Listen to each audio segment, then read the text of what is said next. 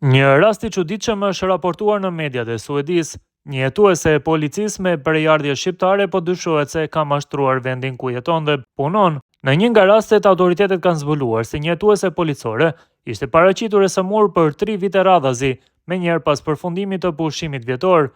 Sipas hetimeve paraprake, rezulton se jetuesja me origjinë nga Kosova dyshohet që në të 3 rastet ndodhej me pushime në vendlindjen e saj, pra në Kosovë. Një pror ka deklaruar se ajo kishte aplikuar për pushim në datat përkatëse, por kërkesa nuk ishte miratuar. Më pas, pikërisht në ato data, ajo ishte paraqitur e sëmurë. Mendoj se është për të ardhur keq, sepse si punonjëse kam etik shumë të lartë pune.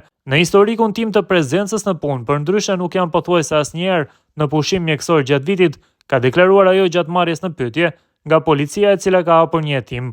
Hetuesja policore pretendon se ka qenë e sëmurë në të 3 vitet dhe se bëhet fjalë për probleme psikike të lidhura me rikthimin në punë.